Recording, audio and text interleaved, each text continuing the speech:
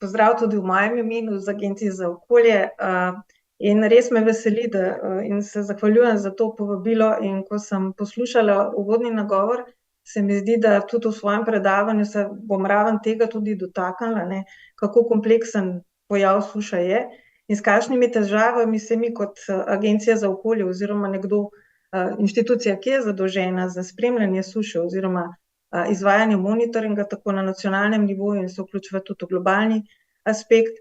Mislim, da bo ta trenutek prinesel tudi precej mogoče vprašanj ali pa tudi odgovorov, s katerimi pravzaprav se soočamo tudi mi pri svojem operativnem delu.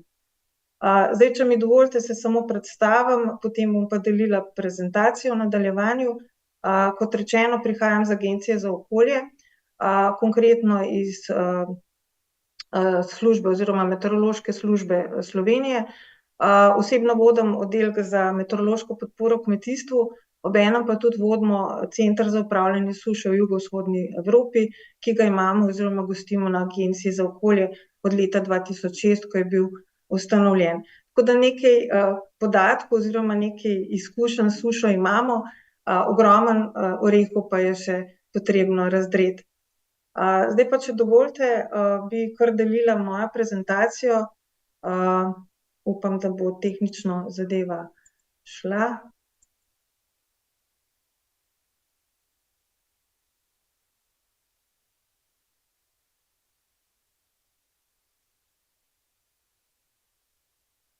Vidite mojo prezentacijo? V redu, super, hvala. No, kot rečeno, naslov mojega predavanja danes je Suša včeraj, danes, jutri. Zdaj, če se sprehodim po mojih ključnih delih predstavitve, najprej bi rada osvetlila mogoče nekaj, kar je bilo že v uvodnem nagovoru nekako povedano.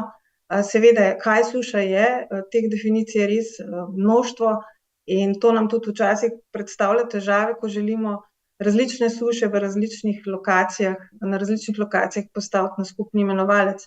V drugem delu bom nekaj več povedala o merjenju suše. Tukaj se mi zdi, da zgodovinski podatki so tudi en ključen element dojemanja suše, ne, saj s tem lahko pač umerimo tudi naše meritve oziroma nadgrajujemo meritve z novimi podatki. Nekaj besed bi posvetila tudi spremembam pojavnosti suše, ne, ker s temi se soočamo tako na globalnem kot seveda tudi na nacionalnem nivoju. In nekaj o samem monitoringu suše, ki ga izvajamo tudi na Agenciji za okolje oziroma v Evropi. In seveda, kar nas v zadnjih letih vse bolj skrbi, pa je, da nihče ni več imun na podnebne spremembe, kljub naravni variabilnosti, ki je bila tudi že v uvodnem nagovoru omenjena, ki seveda poganja vse te procese, tako globalno kot tudi lokalno. No, in če začnem za naslednja prosojnica, se opravičujem, ravno nekako razdeljuje ta pojmovanje, ne, kaj pravzaprav suša je in kako se suša razlikuje v povezavi z na primer nekim človeškim vplivom, ne. To se pravi, kot je bilo tudi že v nagovoru povedano, ne, kratkotrajno pomanjkanje padavin, ne, vodi do suše. To je pravzaprav naravni pojav, bil je v preteklosti in bo tudi v prihodnje. Seveda, ko se sprehajamo po globalnem, porečemo po naši zemlji, je seveda tukaj lahko, če prihaja do nekega stalnega pomanjkanja padavin, ki ga seveda spremljajo še drugi meteorološki pogoji, seveda takrat govorimo o rednosti, ne. Kakor pa poseže v to naraven cikel človek, s svojimi aktivnostmi, neki antropogeni vpliv, nam seveda v kratkotrajnem času zmanjka vode, temu smo bili priča, tudi Slovenija ni več imuna na podobne fenomene, ne. Seveda, če pa to traja dalj časa, to merimo na primer v mesecih, letih, pa lahko seveda pride tudi do trajnega pomanjkanja vode, in do zapuščavanja, ne. Seveda človek s pritiski na okolje, v novejšem modernem načinu življenja, ki seveda spreminja pogoje za detekcijo suše, žal v številnih regijah v svetu nekako se sooča tudi ne samo s problemom suše, ampak dejansko water scarcity, kot rečemo v angleščini, oziroma pomanjkanjem vode ali pač zapuščavljanjem, tudi evropski prostor ni več imun na tovrstne zadeve.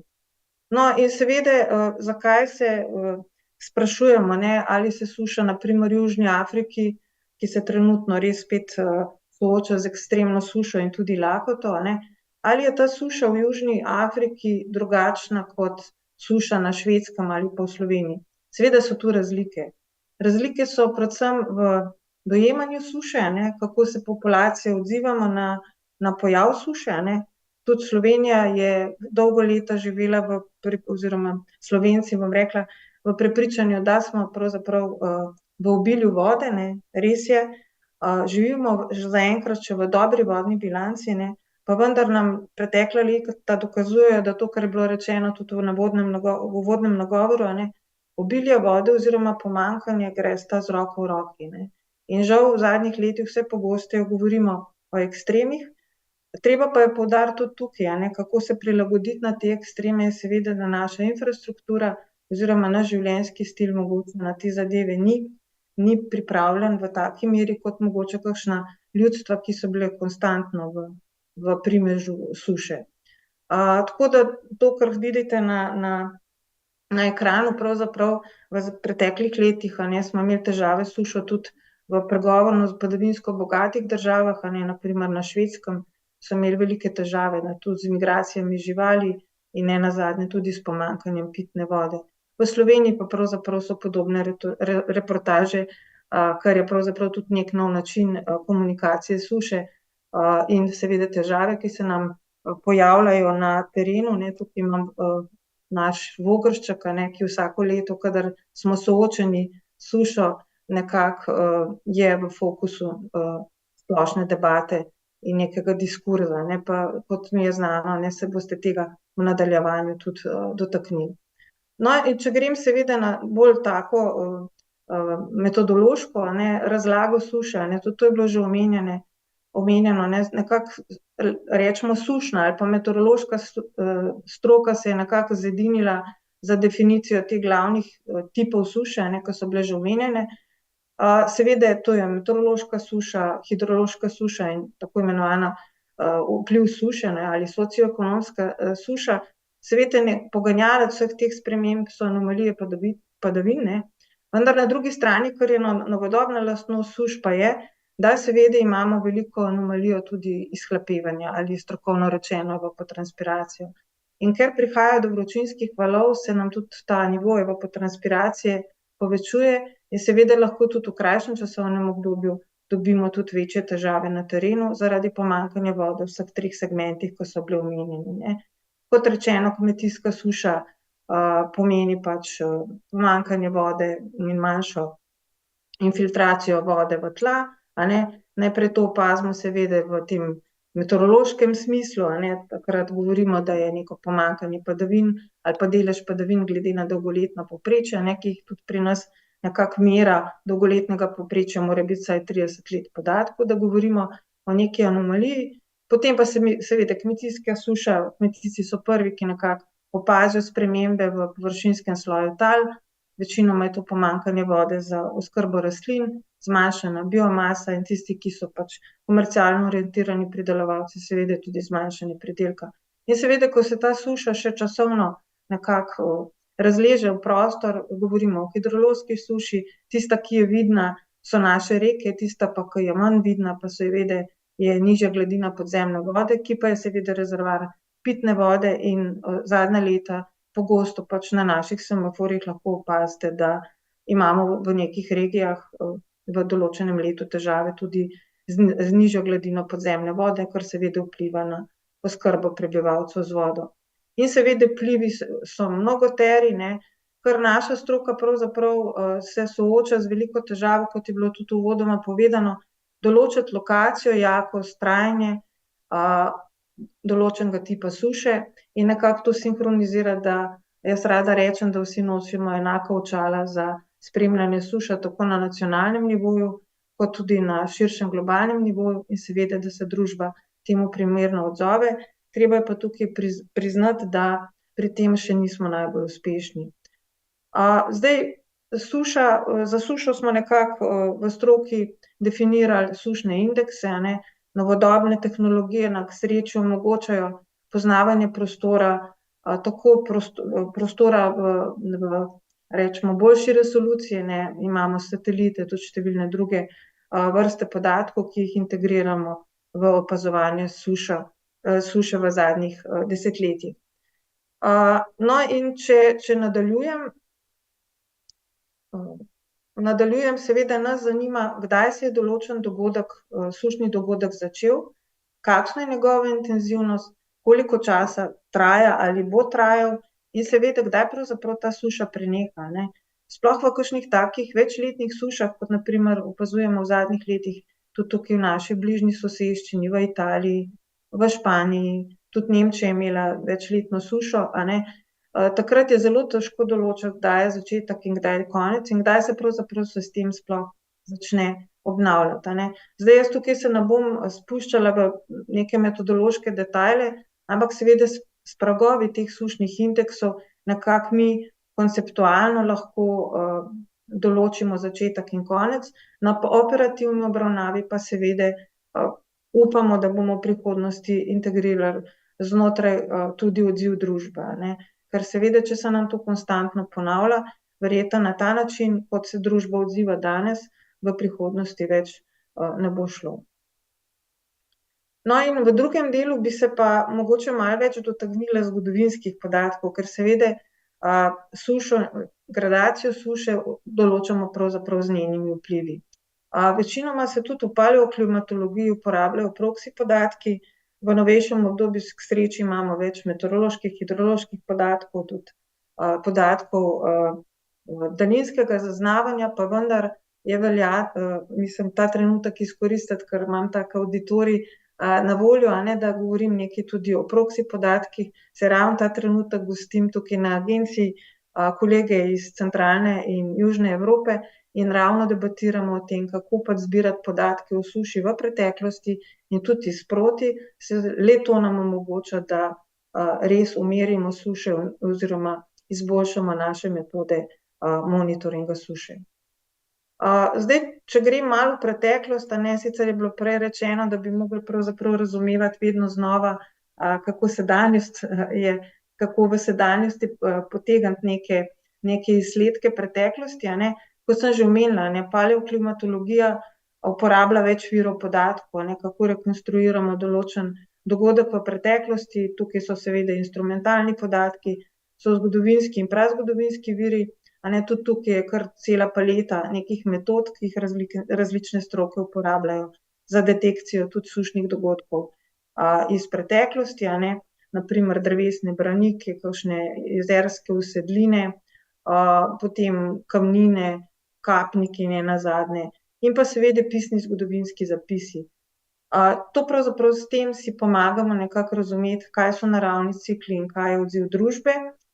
In seveda za sproti, a ne, to se pravi sušo spremljati zdaj, imamo na agenciji kar že precej razvita orodja, ki pa seveda potrebujejo še večjo natančnost, večjo ažurnost, trudimo se pa tudi seveda pogledati nekoliko več tudi v prihodnost, kratkoročno, temu se reče napoved, a ne, in nekaj bom v svojem predavanju omenila tudi podnebnih projekcij, kaj nam kaže v Sloveniji v prihodnje. No, in če zdaj mogoče malo bolj plastično, a ne, pokažem, se verjetno zgodovinarji o tem veste več povedati kot mi, zato kakršno sodelovanje na tem področju absolutno bi bilo zelo nekako z naše strani, bi z veseljem sprejeli tudi kakšno vašo sugestijo. Seveda te suše so bile že v zgodovini znane, a ne, tukaj imam nekaj primerov, na primer iz Mezopotamije, pa nenazadnje tudi Rim, nekateri viri kažejo, ne, da je v času suše bilo več atentatov na rimske cesarje, ne, pa majska civilizacija, pa še bi lahko naštevala, a ne. Pa seveda tudi, kaj se je v globalnem aspektu dogajalo topogledno, a ne. Pravzaprav govorili smo o puščavskem podnebju, polsuhem podnebju, a ne, kjer so pač pogostejša obdobja brez dežja, tudi daljša so, vendar kot sem rekla, a ne, tudi Slovenija, padavinsko bogata regija, je vprašanje, če je še vedno zadovoljivo preskrbljena z vodo. No, in zdaj, če se premaknem še na mogoče take vire, ki smo jih tudi mi zasledili, ko smo poskušali v določenih regijah umirjati naše kazalnike, ki jih uporabljamo z novejšimi metodami tudi v preteklosti, vsakakršen tak vir, ki ga zasledimo v kateremkoli kraju v Sloveniji ali v pisnem viru, tukaj imam neke kmetijske novice iz leta 1852, vsak tak indikator, pravzaprav nek vplivna informacija o suši, nam pravzaprav pomaga, da si nekako lahko rekonstruiramo tudi preteklo podnebje. Tukaj je en zapis, ki ga je našla moja kolegica v okolici Sola, kjer piše, da ni bilo 17 tednov dežja. In tovrsten podatek seveda potem pri rekonstrukciji lahko nekako s pridom uporabljamo.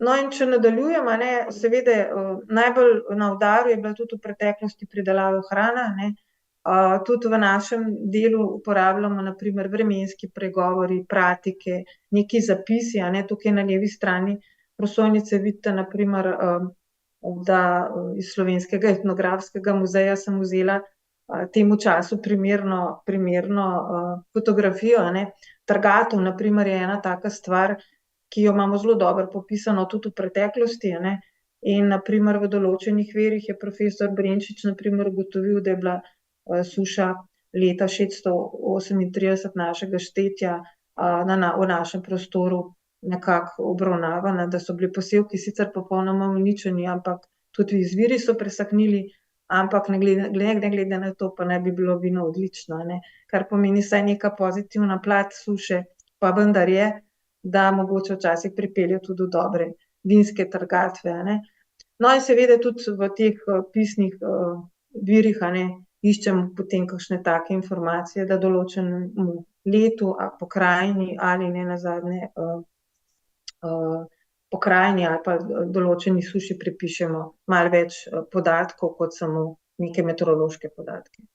No, in tole, ko sem opazila nekako predstavitve, ki jih imate v planu še za ta 2 dni, seveda v novodobnih arhivih se najde, oziroma preteklih arhivih se najdejo tudi določene neki proxy podatki, v predlanskem mislim, da je bilo precej govora, ko so presahnili precej ti večji vodni viri po Evropi, kdaj se je taka suša že pojavila v preteklosti, to so bili ti kamni lakote v Elbi iz leta 1904, tudi v Avstraliji na primer, tukaj je ena razglednica, ki prikazuje parnik na dnu reke Darling leta 1908, in tudi na primer Češka je bila v preteklih letih kar precejkrat v katastrofalnih hidroloških sušah, in tukaj je ta huda suša na Češkem leta 1678, ki je bila navdih za pesem Ključ do dežja.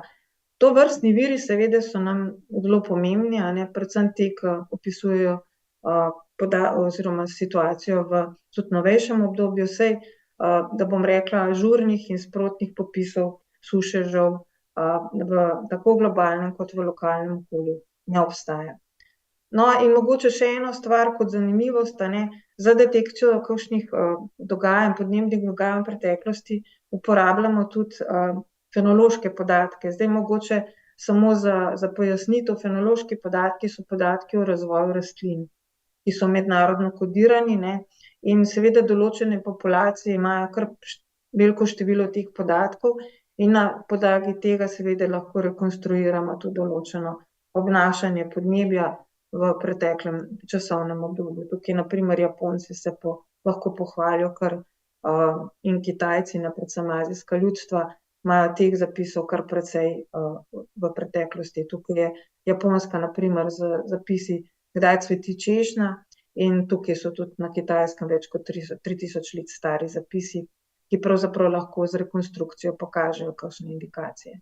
No, in tudi v našem prostoru, imela sem že prej Trgatov, kolegi iz Avstrije, iz meteorološke službe Avstrije, so na primer v Klosterneuburgu rekonstruirali podnebne razmere v preteklosti s pomočjo fenoloških podatkov, in sicer imajo podatke za trgatve od leta 1523 dalje, ko so potem to uparili s statističnimi metodami tudi in nekako sedanjosti in so rekonstruirali temperaturo zraka kar za več stoletij nazaj, od 1523 dalje. No, tudi na našem prostoru je bilo nekaj takih poskusov, no, tukaj so dendrologi oziroma na gozdarstvu na naši fakulteti, Biotehniški fakulteti v Ljubljani, so se lotili nekako rekonstrukcijo sušnih dogodkov v preteklosti na osnovi hrastovih branik, tako da so potem to uparili z indeksom suše, no, in so ta leta, ki so našteta tukaj spodaj, so bila na osnovi teh rekonstrukcij tudi detektirana kot eventualno sušna obdobja, ki so se manifestirala seveda v ožjih branikah gozdnega drevja. To je vsa ta metodika, ki je bila mogoče že nekako uporabljena v praksi, no, ampak če se pa zdaj mogoče obrnem, kakšna je pa trenutna situacija v evropskem prostoru, največ informacij se pobira iz pisnih virov, to so razne publikacije, tudi javnost, imamo zdaj različne vire, kako komuniciramo o samem vplivu suše v različnih delih sveta, tukaj samo nekaj primerov, kako so bile suše, novodobne suše v evropskem prostoru, tukaj nekaj primerov bili so suhi nemški gozdovi, Evropa je bila brez vode v številnih vodnih virih, kmetijstvo je pa tako ali tako večinoma trpelo sušo v zadnjih nekaj letih v večjem delu Evrope. In kam to vodi? V Evropi trenutno sama vodim globalno skupino za sušo v sklopu Svetovne meteorološke organizacije in tudi dobro sodelujemo z Evropskim observatorijem za sušo, ki ima svoj sedež na raziskovalnem centru v Milanu, in zbiramo oziroma kreiramo evropski podatkovnik o vplivih suše, Tukaj nas čaka še precej dela, ampak za nekaj zadnjih desetletij so podatki deloma že zbrani. In iz te lepite, ki vam jo kažem, lahko vidite, kateri so sektorji, če temu lahko rečemo, ali pa kateri sistemi so najbolj na udaru ali pa v primežu suše na osnovi teh podatkov, ki imamo zbrane. In lahko vidimo, da seveda večji del je že vodooskrba, okrog 27%, temu sledi kmetijstvo in delno tudi živinoreja, tam okrog 30% je seveda trajni nasadi. Pa seveda je treba tukaj omeniti, da imamo veliko težavo tudi v naravnih ekosistemih, predvsem tudi v rečnih strugah, sladkovodne ribe, so precej tudi na udaru zaradi pomanjkanja kisika v sušnih obdobjih. Pa seveda tudi drugi sektorji, ki leta nazaj niso bili nekako tisti, ki bi jih zanimala tovrstna debata, ampak trenutno imajo veliko težavo tudi plovila oziroma transport po rekah, rečni promet je bil zelo okrnjen v zadnjih sušah, na primer transport po Renu so mogli zelo omejiti in večje ladje pravzaprav niso mogle potovati dolvodno, podobno je bilo tudi na Donavi, in nenazadnje imamo potem tudi tukaj še s tem povezan turizem ali pa termalna energija in podobno. In seveda ne pozabiti na hidroenergijo, In tukaj je pač ena stvar, ki ko pri odzivu družbe, jaz vedno znova nekako opozarjam pravzaprav že, da preveč se še dojema suša kot kmetijska suša oziroma problematika kmetijcev. Trenutne zadeve kažejo v smer, da družba bo mogla skupaj stopati in nekako ta apel, ki je bil tudi podan, ta medsektorski dialog, pa tudi medstrokovni dialog, bo za reševanje tako kompleksnih problemov več kot nujen. No, in zdaj, da se vrnem bolj pa na tisto plat, ki je nam bolj nekako blizu, seveda tudi sama meteorologija prinaša novosti, ki sem jih že prej omenila, Naša meritev in opazovanja so se sčasoma seveda spreminjala in ravno tako tudi suša, V preteklosti smo imeli na levi strani, vidite, klasično meteorološko postajico na 2 metrih višine v beli omarici, Novodobni pač podatki, s katerimi operiramo, pa seveda so šli bistveno naprej. Res je prava revolucija meteorologije v zadnjih desetletjih, seveda pa se moramo nam brez teh podatkov oziroma, kot rada rečemo, merjenja samih meritev in standardizacije postopkov na suši še vedno nismo dosegli popolnega konsenza, kaj bo res na koncu prevladalo kot nek standardiziran oziroma sinhroniziran protokol za opazovanje suše. No, samo če pokažem, kako je pač nekoč izgledalo naše opazovanje ključnih elementov, ki pač nam pomagajo detektirati suše, tako je bila temperatura v preteklosti, lahko vidite nekoč in danes, in seveda padavine nekoč in danes, saj pravzaprav se stvari same po sebi niso vizualno tako spremenile, spremenil pa se je pač pretok podatkov, zdaj imamo pravzaprav vsako minuto ali pa nekatere podatke pač v uri, pol uri, vse avtomatsko, seveda lahko potem spremljamo stanje dosti bolj ažurno, kot je bilo stvar v preteklosti, ko so opazovalci mogli iti na teren in očitati gladino vode ali temperaturo ali količino padavin, ki se je nabrala v padavinskem loncu. No, tukaj mogoče samo še en pogled v preteklost, tudi seveda z meteorološkimi arhivi v preteklosti poskušamo ugotoviti, kakšno je bilo stanje našega podnebja v preteklosti. Na agenciji imamo zdajle trenutno kar en velik projekt, imenovan digitalizacija preteklih podatkov, precej rudarimo po arhivih, prva meteorološka opazovanja so se našemu ozemlju začela že tam v 18. stoletju, v Piranu je na primer ena taka opazovalnica, ki je bila živa že v tistem času, in na primer na desni strani prosojnice pa lahko vidite temperaturo zraka v Ljubljani od leta 1850 do lanskega leta in seveda te črte so pa tisto, kar v klimatologiji rečemo, so neke povprečne vrednosti, s katerimi primerjamo, kakšen trend pravzaprav neka spremenljivka ima. In pravzaprav to sem hotela omeniti zaradi tega, ker da tudi v našem delu je arhivsko rudarjenje nekaj, kar je naš pogled v preteklosti, na osnovi tega seveda lahko boljše nekako pripravimo naš ažurni in sprotni monitoring. Ta prvo opazovanje v Ljubljani povzel gospod Lipih v knjigi topografij v Ljubljani, Laibach topografij, in ki je bila, mislim, da nekaj let nazaj tudi izdana.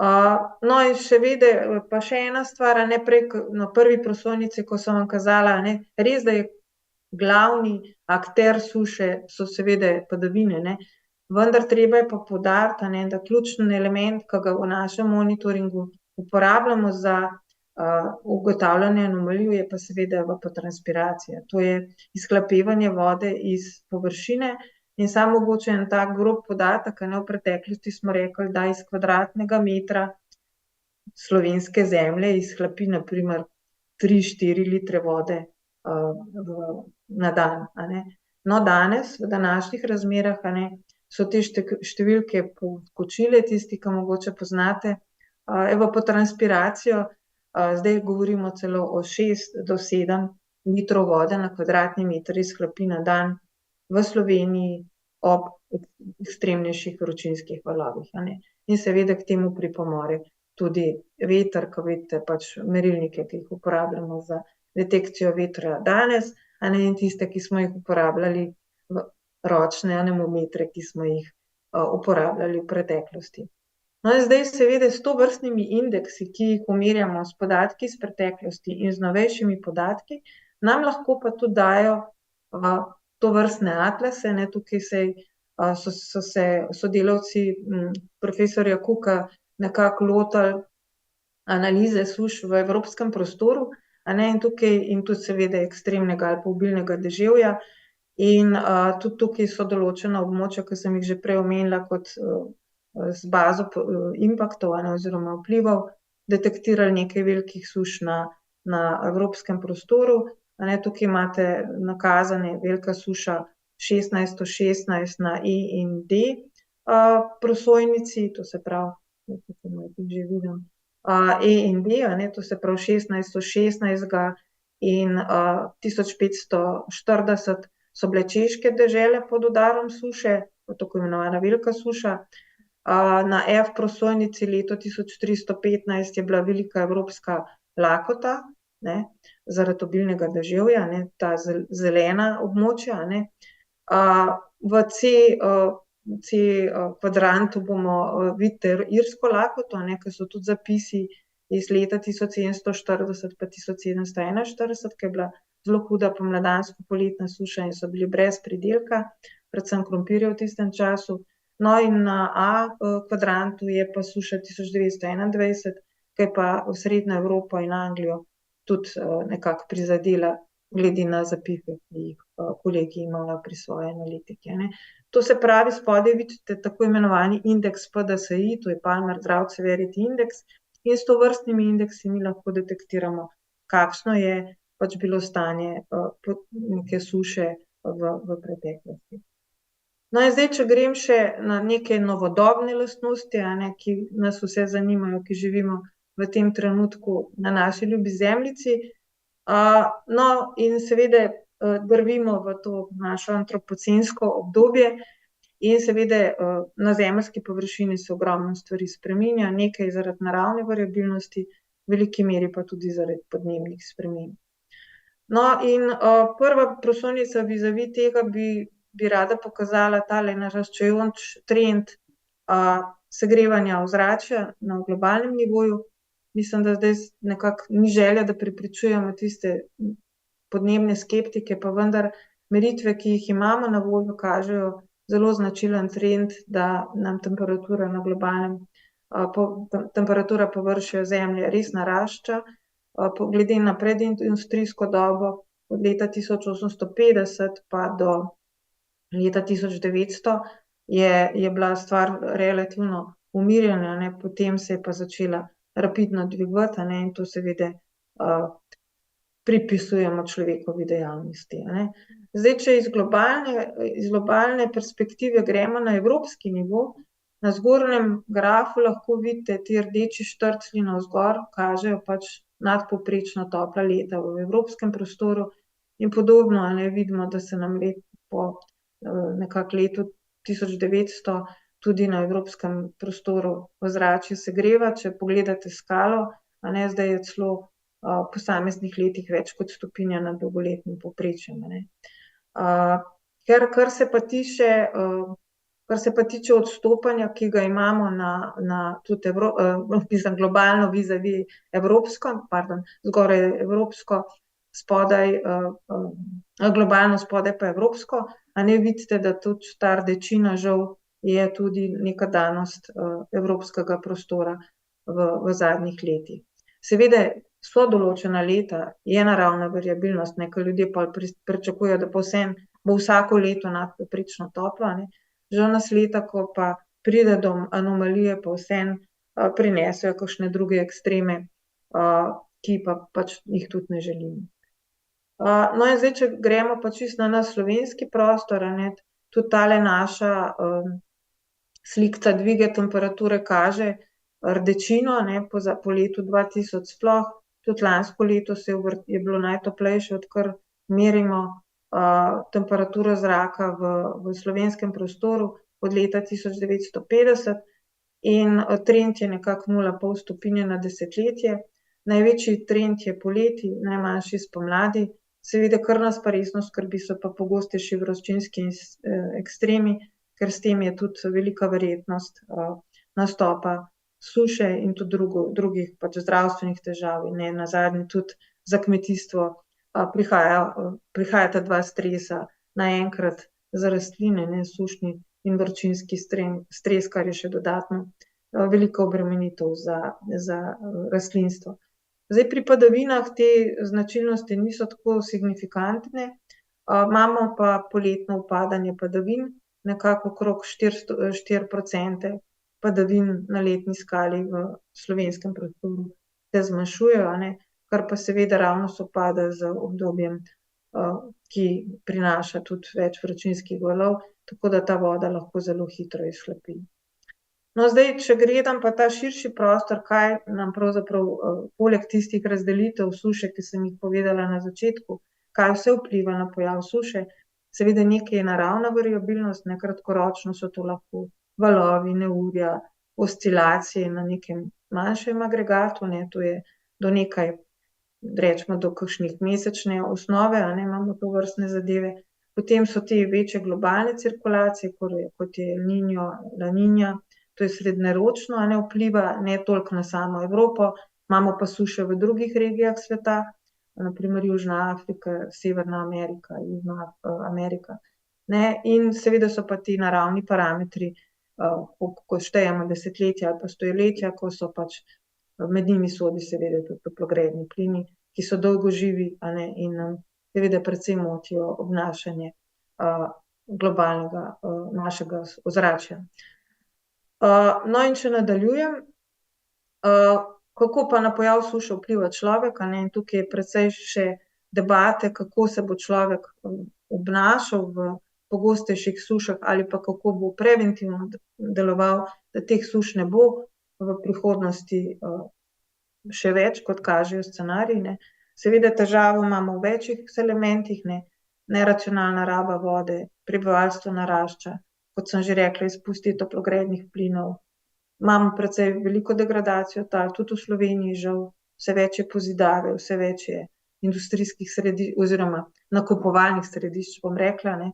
Krčimo gozd, a ne, izčrpavamo tal, a ne, in tukaj se ne moremo nekako osamiti, ne, ker kot je bilo tudi rečeno, a ne, to je stvar, ki nekako poteka brez meja, ne. Tako naše podnebje kot tudi suše v tem smislu ne poznajo meja, sploh pa pri kakšnih vodnih virih, ki pasirajo čez več držav. No, in kaj pravzaprav je posledica, a ne, to, kar sem že prej omenila, ko delamo katalog impaktov, kdo vse trpi zaradi pomanjkanja pač oziroma pojava suš, a ne. Omenila sem že propadanje naravnih habitatov, ne, precej zadnja leta opažamo težave na mokriščih, ne, tudi kakšni pašniki v Sloveniji so ogroženi zaradi pojava suše.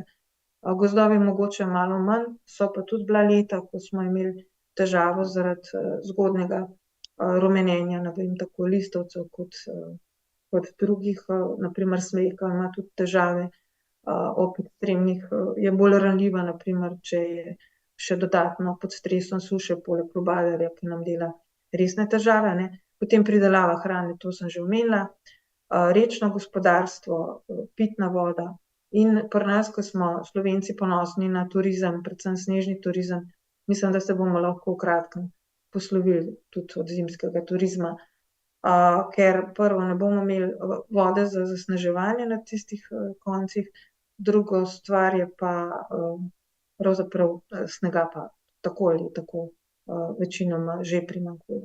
In seveda, kar je mogoče, kar se tiče same civilizacije oziroma prebivalstva, ne, da se določene stvari sploh tudi v alpskem prostoru delamo precej tudi s kolegi iz širše alpske regije in ne samo zaradi suše, ampak številnih tudi drugih težav, ne samo suše, se pač ljudje preseljujejo in opuščajo dejavnost, ki je večinoma kmetijstvo ali pa gozdarstvo.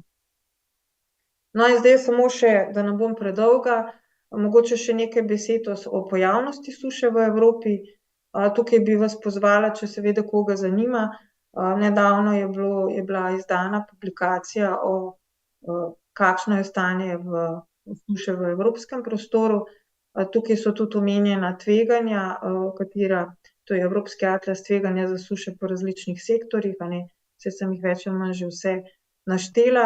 Zdaj mogoče, ko gledamo statistiko hudih suš v Evropi, ne moremo mimo suše 2003, potem so si pa žal kar sledile, bilo 2007, daljše suše 2011-2012, tudi pri nas je bila večletna suša, o tem bo več povedala sigurno kolegica Mira Kobold, ki je tudi z vami v avditoriju, ko je hidrologinja.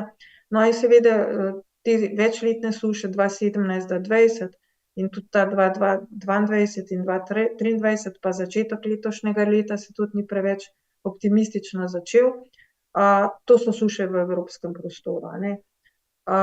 Je pa še ena druga zadeva, ki je tudi treba pri tem omeniti, ne, če se spomnite zdajle katastrofalne poplave lansko leto v Sloveniji, letos v Španiji, a ne. Treba je reči, a ne, da suše prinašajo še eno težavo, ne.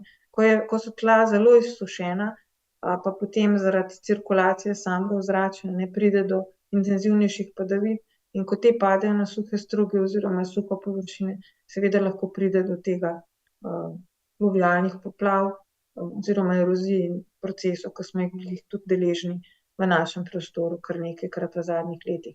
In še vedno na koncu ne morem mimo denarja, ne. Seveda tudi gospodarske izgube so zelo velike, tako v evropskem prostoru so ocenili, da je povprečna letna izguba okrog 8 milijard evrov, in neke ocene so, da bi bilo brez ukrepanja, pravzaprav se ta stvar samo multiplicira. Govorijo kar okrog 100 milijard evrov, naj bi se pač zadeva poslabšala, če se ne bomo lotili tega na prav način. No, in če še pogledamo, kakšne so površine v evropskem prostoru, ki so prizadete zaradi suš, tukaj so podatki od leta 2000 do 2023, vidimo, kako kaskadno naraščajo pač težave v vseh teh sistemih, ki sem jih prej navedla, seveda največ na kmetijskih koncih, in ta suša leta 2022 vsekakor, kar se tiče vpliva, je podrla vse rekorde do zdaj zabeleženih impaktov oziroma vplivov suše v evropskem prostoru.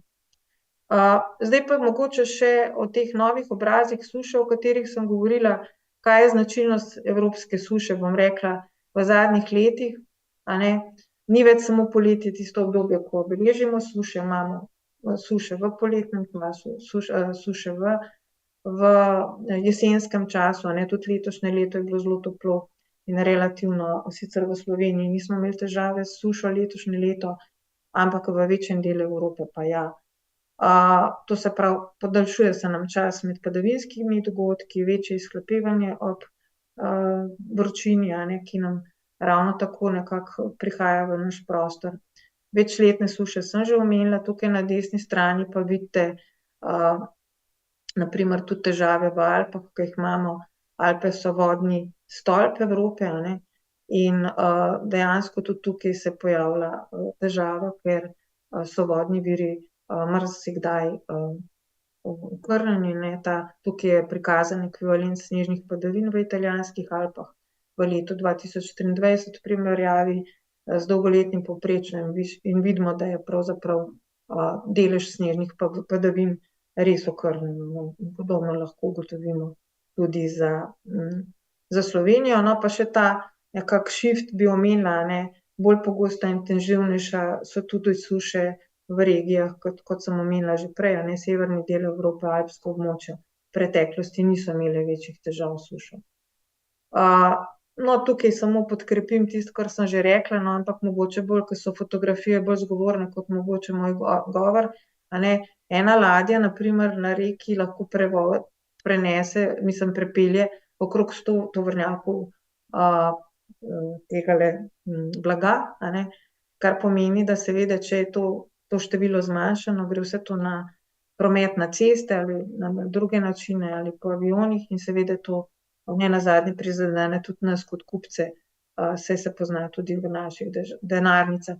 Na drugi strani bi pa omenila tudi, kaj je s tem povezano, suša, vročina, pojav požarov, ki pa je tudi spremljajoča stvar, ki se pojavlja v zadnjih letih, vodo potrebujemo tudi za gašenje požarov. Tako da to so še paralelni segmenti težav, ki se nam pojavljajo ob suši. Kako je pa v Sloveniji? Bom bolj kratka, saj veliko stvari, ki sem jih že povedala, velja tudi za Slovenijo. Tukaj v zgornjem grafu vidite trclji navzdol pomenijo kupčki, ki označujejo poletne suše v kmetijstvu. In vidimo, da vsi tisti, ki so šrafirani oziroma označeni s tako poševno šrafuro, vsi ti histogrami kažejo, da je bila v Sloveniji razglašena naravna nesreča. Teh dogodkov je v zadnjih letih kar precej, sploh se je pa začelo zadeva nekako problematizirati po letu 2000. In v spodnjem delu grafa pa razdelimo tudi potem še po regijskem ključu, in vidimo, da nobena regija, tudi gorenjska ali pa mogoče bolj padavinsko okrepljene regije niso več imele suše. No, in več o suši v površinskih in podzemnih vodah bo povedala kolegica Mira v nadaljevanju, zato mogoče se ne bi zdaj spuščala v ta del. Bi pa samo nekako ponovila to, kar sem že rekla. To, kar sem govorila za Evropo, velja tudi za Slovenijo. Vročina, poletna suša, suhe pomladi in jeseni in seveda zime brez snega. Okrnjena zaloga vode za čezletno napajanje vodotokov in pa seveda okrnjene turistične dejavnosti.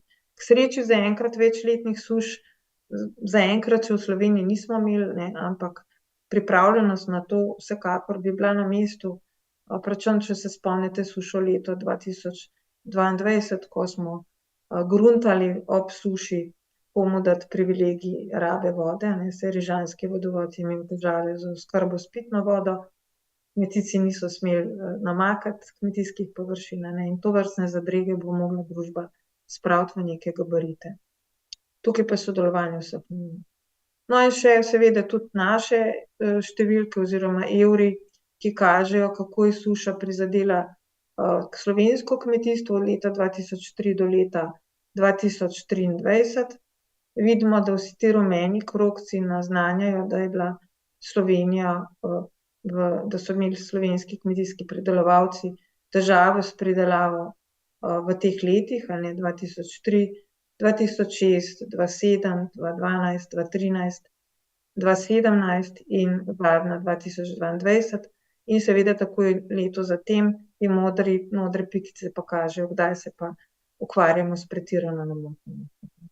Tako da te elementarne nesreče, ki prizadenejo slovenski prostor, so skoraj vsakodnevna stalnica in mi imamo v Sloveniji samo en zakon in to je Zakon o naravnih nesrečah, ko kot družba odreagiramo, ko je škoda že na mestu. To se pravi, ko škoda na terenu nekako preseže 0,3 promila načrtovanih prihodkov državnega proračuna. Takrat se aktiviramo. Mi oznanjamo že leta, da če ne bomo prišli v stanje proaktivnosti, preden se suša pojavlja, to se pravi v stanju miru, bomo rekli, ali pa v obilju dežja ali pa v obilju dostopne vode, bomo verjetno pogosto soočeni s tema dvema ekstremoma. Tako da osebno ne ločujem suše od poplav, saj to je del istega vodnega kroga in odziv bi mogel biti sinhroniziran. No, in če nadaljujem še nekaj o napovedih, tukaj se bom samo vam pokazala Evropski observatorij za sušo. To je ena skupna opazovalnica za sušo na evropskem prostoru. Tukaj kažem sušo leta 2003, dekada letošnjega februarja. Vse te rdečine kažejo ekstrem, tudi Severna Afrika je tukaj pokrita. In dejansko na ta način v evropskem prostoru sledimo sušo. Zdaj, če grem pa v slovenski prostor, vas pa vabim, da obiščete naš sušomir, kjer vse to, kar smo na začetku govorili, tudi vsak četrtek objavljamo na naših spletnih straneh za 15 slovenskih regij, za vse 3 tipe suš, suša površinskega sloja tal, hidrološko sušo površinskih voda in hidrološka suša podzemnih voda. Tako da vljudno vabljeni, da si pogledate. Ne bom šla zdaj v statistične razlage, kako posamezen indikator kaže določeno tipologijo suše, ampak vljudno vabljeni, da sušomir, kliknete na sušomir in boste videli, kako je kakšna regija obarvana, glede na težavo, ki jo regija ima, v katerem segmentu vodnega kroga. No, in takole se kaže tudi ene vrste čebelnjak, če pogledamo sušo zdaj v zadnjih nekaj mesecih, vidimo, da tukaj je ta pregled od lanskega leta, od oktobra pa do letošnjega oktobra vidimo ta pasus rumenih in oranžnih kvadratkov, ki kažejo poletno sušo v slovenskem prostoru, po legendi, ki je spodaj. No, in zdaj mogoče samo še potem seveda v medijih slišimo, kako hude sušne so razmere kje, in na ta način seveda spremljamo tudi potem odziv regij na izvajanje našega monitoringa. In tu seveda sušne razmere v letu 2024 so bile bolj posvečene tudi debati o tem, kako se bomo na to odzivali, k sreči pa, da se ni razvila v kakšno bolj obsežno sušo v lanskem letu. In zdaj še samo nekaj prosojnic na temo prihodnosti. Mislim, da je debata, ki ste jo kolega omenil na začetku, debata več strok in medsektorskega dialoga je nujna, zaradi tega, ker projekcije za Južno Evropo niso najbolj optimistične. Vidite v kvadratkih trende, puščic navzgor, žal Južna Evropa bo v težavah z večjim pritiskom vročinskih valov, zmanjšanjem skupnih padavin in večja intenziteta kratkotrajnih padavin in seveda zviševanjem povprečne temperature in večje težave sušami. Tudi tukaj se vidi, na primer, kakšna je, kako naj bi izgledala, meteorološka suša, glede na dolgoletno povprečje in vidimo, da žal naša regija črni, tudi če uporabljamo pač neko, tukaj je bil uporabljen, mislim, da indikator, ki sem ga tudi že prej omenjala za detekcijo. To se pravi, več suše v našem prostoru se obeta. Zdaj tukaj ne bi šla v detajle, na agenciji delamo tudi projekcije podnebnih sprememb v prihodnje za različne scenarije družbe, optimističen, zmerno optimističen ali pa pesimističen razvoj. In kaj nam kaže? Vabljeni ste, da obiščete naše publikacije, kako bo s podnebjem v prihodnje. Dejstvo je, da bo bolj toplo, tukaj so vsi, scenariji, ki jih omenjamo, po vseh treh možnih scenarijih, več bo vročinskih valov in topleje bo. Kar se padavin tiče, zadeve niso tako, zelo značilne.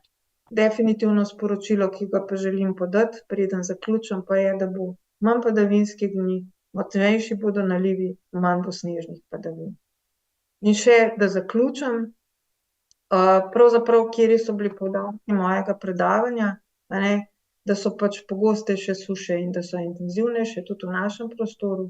Več imamo gospodarskih škod, ne samo v kmetijstvu, ampak v različnih sektorjih. Krepimo monitoring po svojih najboljših močeh z večjim številom podatkov. Narave suše sem že omenjala, da se nam spreminja in, pričakujemo, da se v prihodnje bo, intenzivirala težava s sušo. Zdaj pa mogoče apel za vse vas, ker žal vas bom mogla jaz potem po premoru, zapustiti in bom pustila, da mogoče na kakšno vprašanje vaše odgovarja tudi kolegica Mira.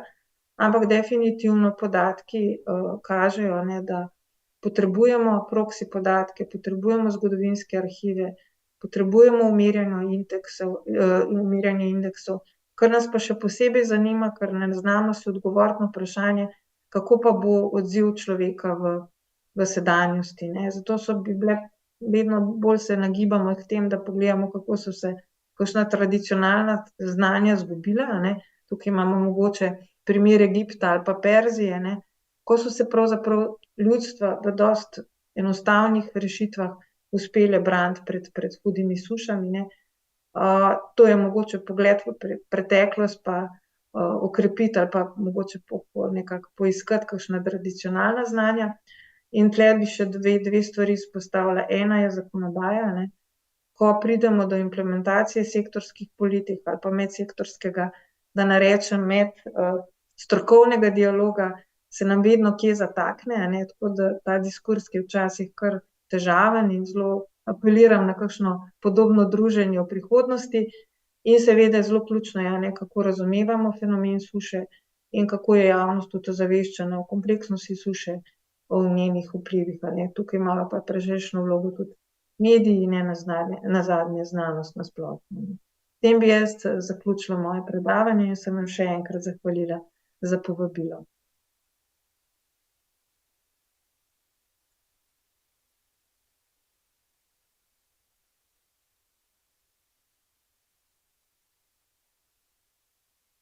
Ki dejansko, bom rekla, nas, prisili k razmišljanju in k temu, da, je potrebno spremeniti razmišljanje, da smo v nekem varnem, bom rekla, mehurčku, in da Slovenija ni več imuna na sušo, ampak, še vedno imamo torej preveč v mislih, da živimo v dobi vodne bilance, čeprav dejansko se dogajajo podnebni, ekstremi in, zato je toliko pomembnejše, bom rekla, te interdisciplinarna srečanja, sodelovanje, tako da narava, družba, pomanjkanje vode, mogoče, če rečem, niso samo krhka razmerja, ampak postajajo nevarna krhka, razmerja. Tako da hvala še enkrat in, nadaljujemo z našim, simpozijem. V bistvu, bom rekla, se začenja ta Ja, jaz sem mislila, v redu. Ja. A me slišite? Ja, vas slišim, ja. Ja, dobro. Glede, mene zmeraj fascinira, kako vse te projekcije kažejo, da pravzaprav Evropa je in bo najbolj prizadeta zaradi podnebnih sprememb, zaradi različnih vplivov. Mene to vprašanje zelo intrigira zaradi tega, ker v tem povezanem svetu težko verjamem, da bo zgolj in samo Evropa najbolj prizadeta in me zanima, nikoli pa ne zasledim neke podrobne analize tega ali pa pravzaprav recimo temu neke posplošene razlage, ki bi jo lahko ljudje pravzaprav sprejela. Vemo, da projekcije se delajo na osnovi nekih podatkov. Ali je dosegljivost podatkov za Evropo kot enega najbolj organiziranih delov sveta v 19. stoletju pravzaprav tista, ker so podatki dosegljivi, ni možno projekti delati neke ekstrapolacije za prihodnost. Ali je to eden razlog? Ali pa obstaja tukaj kaj drugega. Ker, kot pravim, in mislim, da je tudi javno zelo težko prepričati, da bo zdaj samo Evropa najbolj prizadeta. Kakšna je argumentacija, ki stoji za tako trditvijo, za takimi projekcijami? Ja, hvala za vprašanje. No, saj bom rekla, da mi nimamo svojih modelov globalne cirkulacije, ne. Vse te scenariji, ki jih uporabljamo pri simulaciji podnebja v prihodnje, so pravzaprav globalni viri, ne, ker to so super računalniki, ki jih Slovenija pač nima in mi samo pravzaprav enotno na globalnem nivoju vsi uporabljamo isto metodologijo, ne. Tako da tukaj ni nekaj, kar bi pravzaprav mi rekli, da je mogoče Evropa, kar se tega tiče, nek unikum, ne, ampak dejansko prostorska interpolacija, to so piksli, ki jih dajo simulacije več kot 50 različnih modelov, ki jih globalno uporabljamo za simulacijo podnebja v prihodnje, ne. Ampak žal pač stičišče različnih klimatskih predstav. Jaz mislim, da tukaj teči odgovor na vprašanje, ne. Da smo dejansko v tem prostoru, se nam steka na manjšem agregatu res taka raznolika vplivnost različnih cirkulacij, ne. Na primer Amerika, Azija, ne, to so večji kontinenti in je ta vplivnost bistveno manjša kot v Evropi. Tukaj se pa meša mediteransko, kontinentalno, morsko, celinsko, ne, sever-jug, ne, vse vidimo, da se pravzaprav tudi na modeliranju naših modelov za kratkoročno napoved Evropa sooča kar z dosti večjo težavo kot mogoče druge regije, ki lahko celo dajejo dolgoročnejše napovedi kot mi, zaradi tega, ker so le vplivane od drugih elementov podnebja, ne taki, ki trigajo podnebje v Evropi. Bi pa eno stvar komentirala glede na to prepričanje javnosti, jaz vedno rečem, tudi če nekako javnost ne sprejema teorije ali pa pač modelov podnebnih sprememb, je že realnost zadosti huda, ne, da bi pravzaprav reakcija mogla biti drugačna kot je, ne. Zdaj, ali smo tukaj prvi ali drugi ali pa 10. v vrsti, jaz mislim, da tukaj ni pomembno, ne, ker vemo, da če govorimo o simulacijah podnebja v prihodnosti, dobro vemo, da v sebi skrivajo ogromno negotovosti. Mi ne vemo, kako se bo družba v prihodnje razvijala. Ravno ta trenutek sedi naša politična srenja v Bakuju in se pogaja o, kako bomo zmanjšali emisije toplogrednih plinov. To se pravi, tukaj je toliko vplivnih spremenljivk, da zdaj enoznačno reči, tako pa bo, tukaj ga ni junaka, ki bi zagotovo rekel. Pač modeli pa kažejo, da je večje težišče pa sprememb v tem prostoru sveta, seveda to pa ne pomeni, da ni reakcija potrebna, tudi če bo to to povečanje težav s sušo ali pač zvišanje temperature, mogoče za kakšno desetinko več ali manj.